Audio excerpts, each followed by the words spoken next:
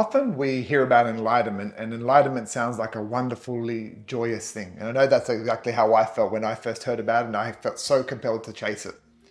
And what I want to talk about today are some of the pitfalls of chasing enlightenment. So while it sounds really great to do, there's often things that get in the way and make life harder for us as we're aiming towards enlightenment.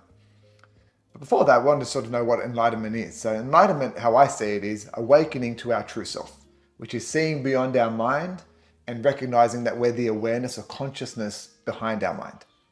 And not only that, but living in alignment with that natural flow of life, living that alignment with the natural flow of ourselves. So I don't know about you, but when I heard about enlightenment initially, it was presented to me, or maybe I just interpreted it this way, as an ultimate goal. It's like something to chase after. But the truth is, chasing enlightenment actually takes us further away from enlightenment. It takes us further away from our true self. And we often pursue it for reasons that aren't really about growth, but we're usually trying to fix something or escape something.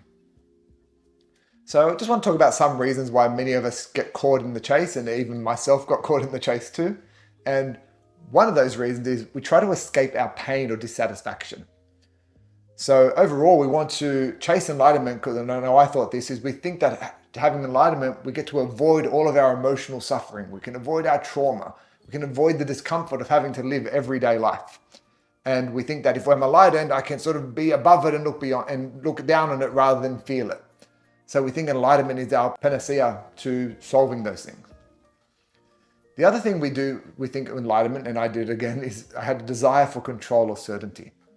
I hoped that enlightenment would give me mastery over my thoughts and emotions and my life circumstances. I thought if I was enlightened, then I could guarantee that I had a good life.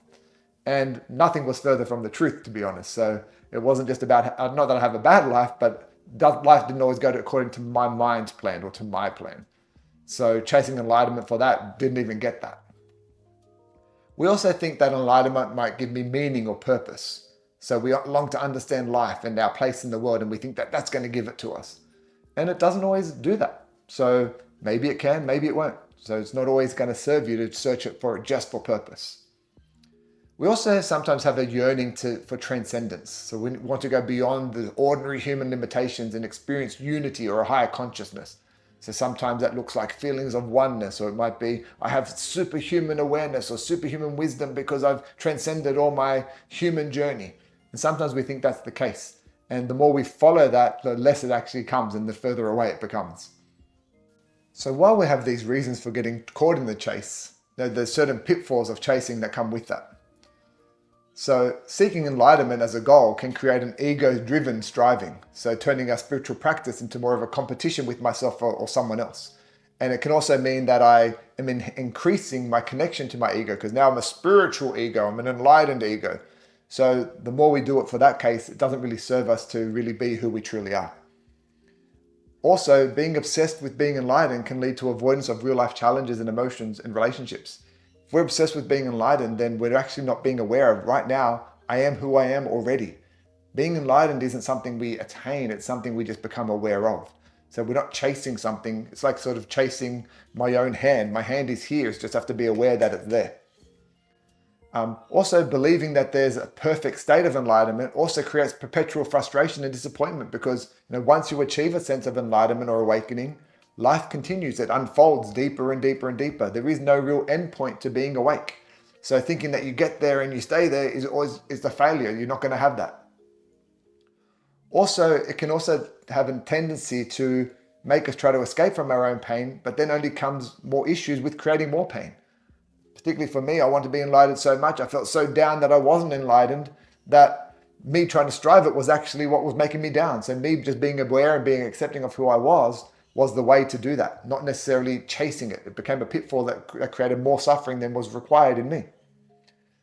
So instead of chasing enlightenment, there would be a better ways to navigate a spiritual path, or navigate a path towards awakening to who you truly are.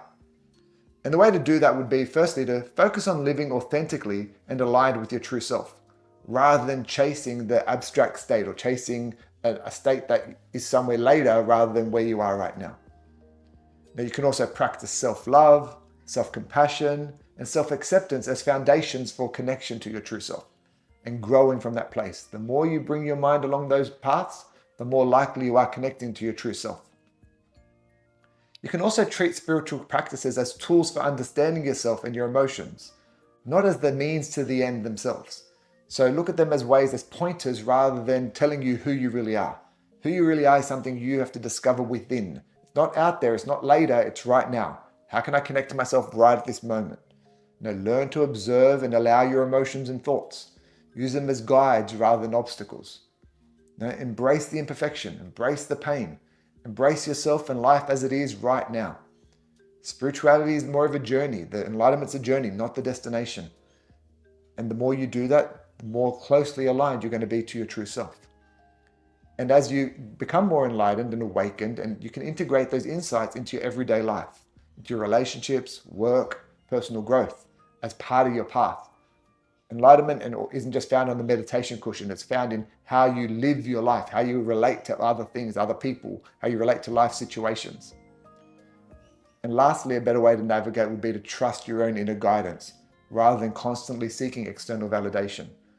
Anyone can only point you back to you. And if anyone's taking your power and saying you've got to do it their way and it just feels wrong to you, then maybe they're right. I'm not saying they're not right, but you've only got to do it at the way that feels right for you. So even with words I say, I'm not saying follow them blindly. It's about, does this feel right? Follow that guidance within.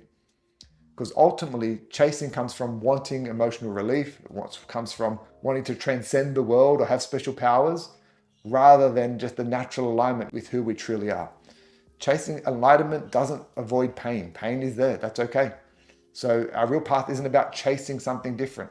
It's about listening and connecting to our true self at this very moment in time, at any given moment in time, and using that part of you to guide your life and as a point of reference to live your life from.